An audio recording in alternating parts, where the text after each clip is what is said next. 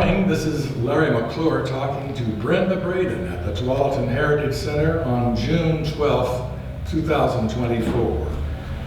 And we're glad to have you here, Brenda. Thank you. In this historic church. And you've been here in Tualatin during a lot of the history time that we made as Tualatin grew.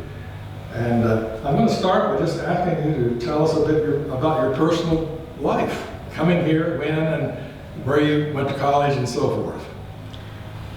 Well, I grew up I was born almost in smack dab in the middle of Kansas, which is the middle of the country. And then I went to grade school and high school in Ponca City, Oklahoma, and then Winfield, Kansas, where I got married pretty young. And then had 4 children, moved around a lot. My husband was with Boeing. We moved to Topeka when my youngest child hit kindergarten. I started college at Washburn University. After a couple of years, we moved to Denver. I finished up at University of Colorado at Denver, and then went back to Topeka after divorce and went to Washburn Law School, which was a really good school to go to. The professors were very approachable. I couldn't have picked a better school. So what brought you to Tualatin? Job. This one? Yes. When I was in Kansas, I worked for the Kansas Attorney General, first in the civil division, then in criminal as assistant attorney general, and then was promoted to deputy attorney general, head of the criminal division. As far as I know, the first woman to have done that. At least that's the way the police and the state troopers and KBI agents that I worked with felt that I was the first woman to do that job with all those guys. And then because my husband, Buck, is an artist, and one of the things he paints a lot of are ships. There wasn't a big market for ship paintings in Kansas, so we decided we needed to move to a coast. He made it abundantly clear, since he grew up in Smith Center, Kansas, that he was not an East Coast kind of guy, that we had to move to the West Coast, which left Washington, Oregon, and California. He vetoed California, which is probably a good thing for our budget. And we went first to Washington State, where I worked for the legislature in the code revisor's office for a couple of years, and then made the jump to be city attorney for Hoquiam, Washington. And while I was in Hoquiam, our city administrator was Pete Wall, who had been the city manager in Wilsonville, Oregon. And he knew Steve Rhodes, and he knew the city.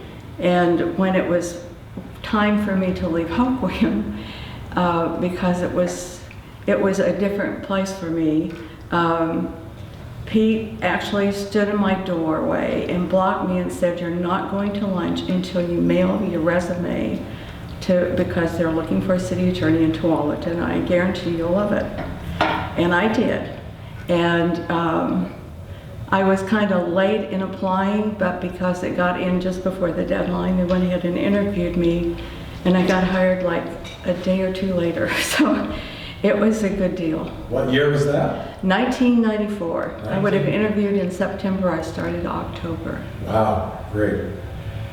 So, about your husband though, what kind of art does he do, and how's he involved?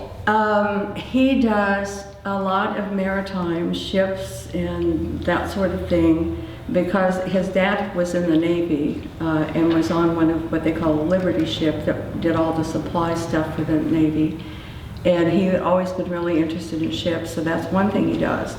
The other, he does a lot of figurative work, and that tends to involve some sort of story or narration. You don't always know what it is, but he's got a series right now that he's doing on Native Americans. He found out his 5th or 6th great grandfather was Chief Tar Hay of the Wyandotte Huron tribe in Ohio, and he's gotten pretty interested from that background. And we're certain of that because that family married into the Armstrongs, and he still knew Armstrong relatives. So anyway, so he does that. He did a series on operas. He loves to paint, so pretty much whatever pops into his head. Well, I know he was on the Arts Committee here at Tualatin for a number of years. So. Yes, he was. Yeah. When he first started, because we made that a standalone committee, it had been a subcommittee of the library group before, And that got to be kind of a conflict between the two groups, so we spun the Arts Committee off separately, and it said in there you could only serve 2 terms, and they needed a professional artist, which Buck was, so they asked him to be on. When his second term was up, he left the committee, and within 6 months or so, Paul Hennon came, then the Parks Director, and begged him to please come back on. And after that, they did away with the term limits because they were having trouble, as we have with several of the city committees, getting the professional people they need on the ones that have some sort of special requirement. Great. So tell us what a city attorney does, Brenda. In a city the size of Tualatin, you do practically everything, which is what I loved about it. The public sees the city attorney sitting in meetings, but the city attorney has drafted all the ordinance they consider, and most of the resolutions, or at least fix them so that they are legally sufficient or do whatever they need to. You advise the city council as a group and the city manager and all the staff on whatever issues they have come up.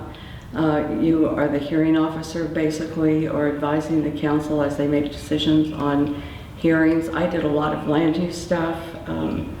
That was the biggest thing. But you also do all the public meetings laws, public records, contracts, bonds for all of the construction projects that go on, approving all the public contracts that are let out. Even it gets as it's all the First Amendment stuff too, so the library, a couple of times I had to tell them to modify a display that was, I felt, violated part of their First Amendment, you know, and you couldn't establish religion, you can't be against religion, all of those things, so that it's just a wide-ranging job. And I always had an open door policy, so that if somebody in the city, one of the employees, had an issue that they thought might have a legal consequence, I said, come in and see me. I'd rather fix it before we break it. And so I worked with everybody, just pretty much whoever needed help. So who were the mayors and city council managers of the city that you worked with? When I first started, Steve Stolze was mayor, but that only lasted for about 3 months because then Lou Ogden took over. And Lou was still mayor when I left. The city manager when I started was Steve Rhodes, and about a year after that he moved to Clackamas County and Steve Wheeler came in. And Steve Wheeler was here for about 10 or 11 of those years, and then he followed Rhodes and became the county administrator in Clackamas County, and then Cheryl and Lombos. So I was under all of those. So any of those folks could ask you to do something as the day went on? Yes. Yeah. So what were some of the most boring parts of the job? Probably trying to get insurance forms properly done for the city when we had a project, because you'd think it was a pretty simple thing, but some of the folks were not as familiar with their own forms as they might have needed to be, or just trying to get the right language on them. And they kind of come close, but close doesn't work in contracts. You have to be very precise on how you make sure somebody's covered under a contract. And so that was probably the most tedious part of the job. So did you turn to other city attorneys or the League of Oregon Cities or some of these other groups for help and advice? Especially yes. When you're starting? Yes, and yes, especially when I was starting, because Oregon land use laws are like no other state's land use laws. I mean, there are a few general principles on zoning, that sort of thing, but all of the exclusive farm use or forest use or the urban growth boundaries and metro and all of those things, and I walk in and within 4 days, a major lawsuit came in for LUBA. Well, it wasn't a lawsuit, it was a land use appeal, but it was one that would have had impact on the entire state. And fortunately, Rhodes said I could hire somebody to come in and do most of the work and coach me through. And so we did that, and fortunately, we won the case okay, but it was one of those. And the funny part of that particular case was I had been invited to speak at one of the city attorney meetings, I think, on that topic, and they had not handed the case down. And so I'm up there trying to talk about a case that we don't have the decision on yet. So, Is an example of that the Stafford area, for instance, where boundaries and so forth were being... it wasn't, it was more basic than that. As I recall, it was about having to get, when you could get a variance and how. And so, and it was all a procedural thing, but it would have really impacted the same way that the Dolan case affected what we could require developers to do as far as roads go. So it had some fairly major implications, but we skirted through that one with the help of Phil Grillo, who was the attorney that helped on that case. And good. So I've heard that there are issues sometimes with developers in the city here as we grow and change, and people want to do a project, and there's permits and stuff. Is this a problem in Tualatin, do you think, for? it has not been. And before we move on to that, you asked a little bit more about asking for help. One of the things that in Oregon is really good, this is an odd thing, because we don't have sales tax. So a city doesn't benefit a whole lot from having, a local sales tax from a company coming in. The cities all work very well together. So we had not only did I call the League of Oregon Cities when I had a question, all the other city attorneys were around and ready and able to work together to answer questions. And if that person didn't know, they knew somebody who did. And so, especially on some of the things that I knew, the council was going to say, well, I don't believe you on that. I would certainly make sure I got backup from 2 or 3 or 4 people to say, look, it isn't just this, it's this case and these people. And so So as one of your observations over the years, it's always city council members coming in that have to understand the lot and need your help on making decisions? What the city attorney does is make sure that what they're considering is supposed to be what they're considering, and what they're applying actually applies. It has to do more with, I don't know how to say that, just making sure they understand the law. Like on a variance, for example, one of the things that has to apply is that there has to be something unique about that property to allow variance that's different from all the other properties around that are bound by a particular rule. And it can't just be, well, my lot's different because I've got 2 trees. It has to be something that is unusually different for that property. So we had one fellow come in who was wanting to encroach into the setbacks. And he said, well, but my house doesn't have a dining room, and I want a dining room. And we had to tell him, I'm sorry, that's not grounds to get a variance. You can get a variance if the lot were oddly shaped and different than the others in the area, but yours is just a nice little rectangle, and you'll have to work within those confines. So you had to sometimes deal with some people get upset about something? Yes, they did. But you learn how to tell people nicely things they don't want to hear. Right. Well, so you would represent the city in suits that might be brought against the city? In land use cases, yes. But generally speaking, when the city was sued, it was something our insurance carriers did. My job would be to kind of oversee what's going on, talk to the staff members that were involved in whatever the issue was, and make sure that I coordinated with the outside counsel, well, our insurance counsel. Right. And that was always kind of a challenge. It sounds easy, but outside counsel has no idea who on your staff talks too much, and this one who won't answer a question if you ask them, or or whether they really were around where they needed to be. So So just generally, what were some of the big projects during your years here that you'll always remember that you helped shape? Well, there's several. One of them was getting this Heritage Center moved from where it was the old church down on the corner of Tolton Sherwood Road and Boone's Ferry, I believe. That was kind of interesting, getting the building moved, the power lines moved, and getting it gracefully over here to not break. That was also the old Rich's Kitchen, which is where the VFW is now. Getting that moved back, that was quite a big deal in the city because it was historic, and but it needed a lot of work, and nobody was sure it could be moved, but they managed. The other big ones, well, there were several actually, because it was where we had the Hagen grocery store, where Staples and that stuff is now. That was the first big project, and then we had the Bridgeport Village project was the biggest one we dealt with, because that was county-owned land.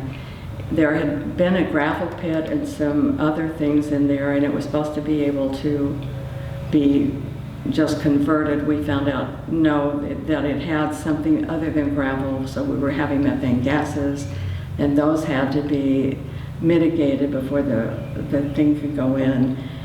We were in line. If we hadn't gotten that development, that mixed development up there, we would have ended up with a big box store. So that is one of I feel really good about that, because the company that was building it was getting pretty frustrated with all of our Oregon land use laws, and that I had a really good rapport with their attorney. And she called me one day and she said, you know, if we don't get this off the ground, they're meeting on Monday and they're ready to pull the plug.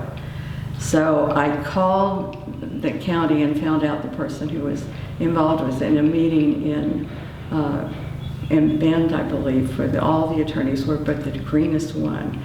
So I went to Steve Wheeler and I said, you better get on the phone with the county administrator and get this thing signed off if you don't want to lose it. So they did, and we got it, but it was really close, because they were really tired of our land use laws, because in their state, you didn't have to do everything on the front end the way you do here. You had to do some of it, but not nearly as much, and so they were not familiar with this process.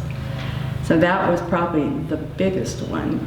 But then I was here for when the old Sweetbriar Inn was torn down, and that became, I'm not sure what we call that, Nyberg Woods. Nyberg Woods. And Mike McKillop used to joke that subdivisions and lots were named after what was there before they went in, because there were a lot of trees on that property, and there are not anymore. So. Right. Yeah. Yeah, and probably the library renovation, because that affected me personally. My office at that time was in the city office side over there. We were trying to stay in there as they remodeled. And Doug Rux, the Economic Development Director's office, was just down from mine. And Sherilyn Longbows came in to see him on one of those Fridays, and it was, I don't know, February, one of those lovely months that are cold and windy and wet. And there were leaves actually blowing around in his office from the leaky air, and we're all sitting there in our coats. And so she moved us to the park buildings until that was built. But that was a big project, getting that one done, because there were mixed feelings about whether we needed new or just should repair. So you really were involved in some major changes. Oh yeah. Yeah. But the lake had already been built before you. The lake had been built, but the hotel did not have the large restaurant. That was a big deal. The small and large office buildings, the large one was up but not finished.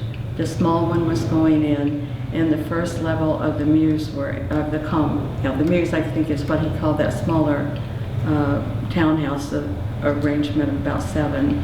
And so all of that other stuff around the lake was after I came in. So yeah, we worked on that too. Yeah. So the Brenda Braden imprint is all around, and we may not know it, but it's there. It was fun. I've always said, if you think it's fun to build a house and decorate a house, build a city. That is the most fun, because there's so many things to figure out and try to get the best for everybody. Right. Or when the tennis club went up in Fox Hills, that was a bit of a, not everybody was happy with that, let's just put it that way, but they're perfectly happy with it now. Yeah. It just takes a while to adjust. It does. We all can live with change finally.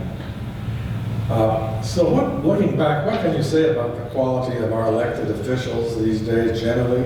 And how would you encourage others to think about volunteering to be in public office or volunteer on committees? I am a huge fan of that, obviously, because I started my career as a lawyer in private practice in New Mexico, but I found it was not nearly as much fun as I had had being a law clerk in the insurance commissioner's office, which led me right back into government practice. It's just, for me, it has been more rewarding. You either get to be the guy in the white hat, or you can tell somebody else that's starting to be a black hat to clean up their acts, because government's supposed to work for the people. As far as our elected officials go, I think overall you have a very dedicated group of people. I think people that run for council are surprised at how complicated it is, how many issues they have to learn. And usually it takes them about a year to be very comfortable asking questions and that sort of thing. But we need that input. I think a lot of people don't try, they don't even try for committees because they assume you have to know somebody or have some kind of a pull or a big title, and that's simply not true.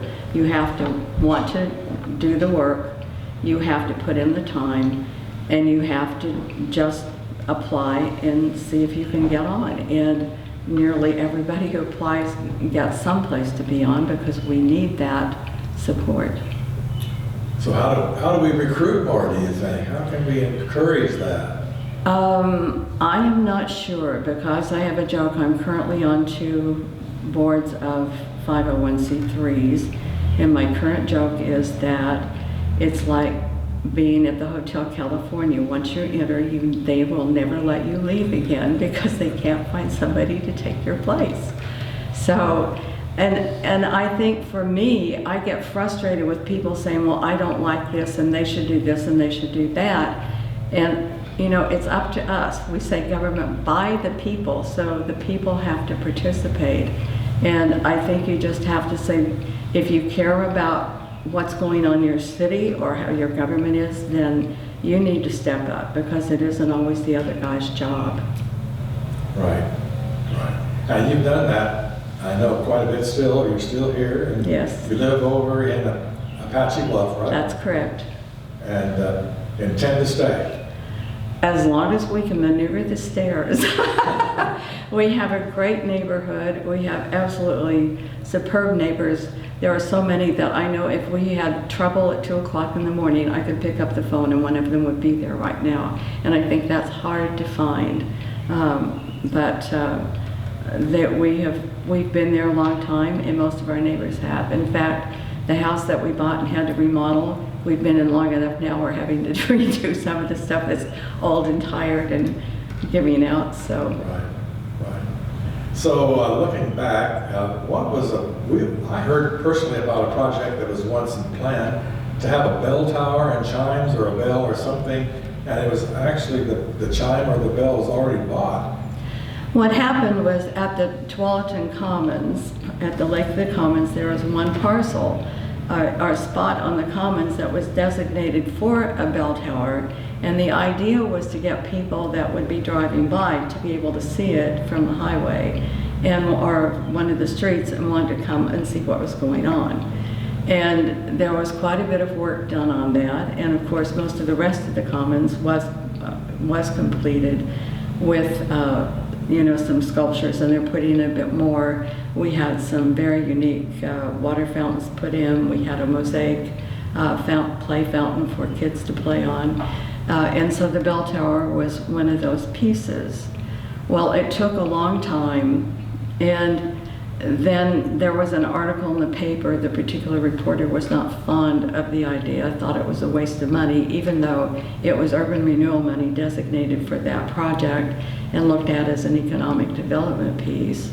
But while all the bickering was going on and the concerts on the Commons started, people like to sit on some of the grass and stay in the area where some of that might have happened. And so the tower had already been approved by the council, or they would have been the Urban Renewal Commission, council sitting as the commission. And then because it took long, and they had already ordered the bells, the drawing was done, and the contract was ready to be let, and then it just fell apart. The newspaper article made a lot of objections to it. I think had that not happened, I think we would have had that bell tower.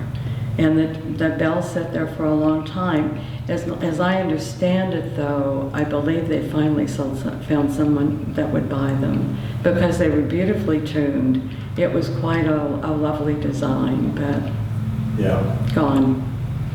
Well, it is hard to see the lake today if you're driving by. You don't know it's over there. Really. You don't know it's over there at all. Right. Yeah. So do you think, looking back, you mentioned this building we're in today, the Heritage Center, formerly an old church. Does the city do enough, do you think, to preserve historic buildings and think about all that? I think it tries. I think part of the problem here was that Tualatin was so small that there aren't as many historic things to save. You know, some of the things that would have been saved, some of the other churches, that sort of thing, as I understood, burned down, and they simply weren't replaced in that style.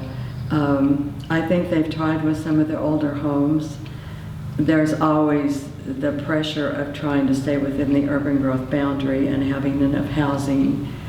So I think that probably affects part of it. And I can't speak for the rest of that.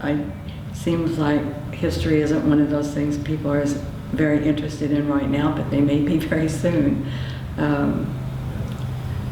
Over the years, the city has grown gradually through annexation or not? What is happening in that regard?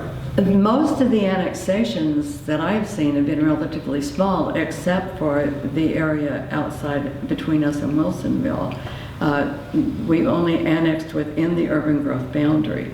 There hasn't been anything outside of that. And a lot of the annexations were lots here or there that just simply weren't annexed at the time that the other pieces were, that they were still in county land.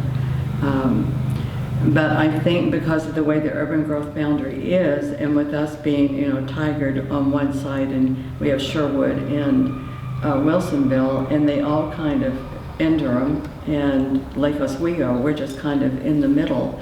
And I always guessed that we'd kind of max out around 32,000 people, and I think that's a current estimate of about as large as Tualatin can be.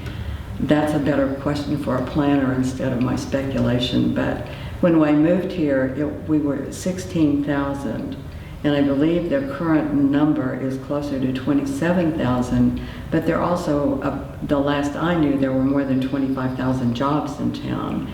And that's the thing that makes Tualatin different than Westland or different than Lake Oswego or some of the others, because we have so many jobs. We have a mix of retail and light industrial and heavy industrial here, so we have a lot more jobs than most places do. Right. But we do have interesting neighbors, like you mentioned Bridgeport Village, that's partly Tigard, partly Tualatin, maybe Oswego, I don't know. No, the frustrating, I get frustrated about that. We worked really hard as a city getting Bridgeport Village in. And because of the postal codes, everything says Tigard, Oregon on it. But all that's really in Tigard is that back strip where the movie theaters are, where M&S Grill is, and Sinju Sushi. Everything else on the other side of the street and up is Tualatin. Our inspectors did the projects. We did all the work on that project, the land use things. There's a little tiny bit, I think part of the parking garage or something's Durham. But we did virtually all the work, but then they get to advertise it as Tigard, Oregon, and every time I see that, I say, ah. But I do know it takes an act of Congress to change that designation. So. And then some of Tualatin is in Clackamas County, right? Yes, over by the hospital, all of that is Clackamas County. The rest of us are Washington. And now further south, the new Basalt area, whatever that is, with Wilson. Basalt Creek. That'll be all shared area in effect. I'm sure there will be a line in there someplace, but I'm not sure where the line is right now, because that was just starting again as I was retiring. Yeah. So that part, I'm not sure where it's going to go. But that is increasing the size of Tualatin out there, sure. That. It certainly, yeah, because there are two different measurements. One is what's in the city limits now, and then what's in the urban growth boundary. So every city in Oregon has a boundary drawn around it, and you can't grow outside those boundaries without, well, at least in this area, without Metro's approval. And so we will stay within that boundary, and since Basalt Creek is being developed, I'm sure that where that exact line is, Tualatin, Wilsonville will be discussing that. We hope in friendly terms. So it sounds to me like the job of city attorney is very complex with all these overlapping jurisdictions, agencies, rules, regulations, laws, whatever, have to be negotiated every day in some way. Pretty much, but like I said, this is a very cooperative state. I was licensed in New Mexico, Washington, Oregon, and Kansas, and I did paralegal in Colorado. So this state has been the most collegial to work with. So you don't have much infighting among the agencies. Works out pretty easily. But it is. Like I said, for me, it was a lot of fun. I love the variety. I would have lost my mind doing one thing all the time. So I didn't do that. Good. Well, thank you very much, Brenda Braden, for being with us. And anything more you'd like to add? I don't think so, but thank you very much for having me. We're glad you were here for all those important years and still here today. And I know you're in a local choir that sings, so that's one of your groups. Yes. And I know you rehearse sometimes in this building, so. Yeah, it's Concord's Chorale, and we always encourage people to try to come join us. The choir has been going in Tualatin for 37 years. Started with some kids out of community college, I believe, I understand. And we have people from around the area. They're part of us from Tualatin, but we have them from Tigard and some other places as well. And we sing mostly at retirement communities, but we do usually 3 public concerts every year. And we rehearse now over in the Pole Center. Great. Well, thank you again. You're welcome.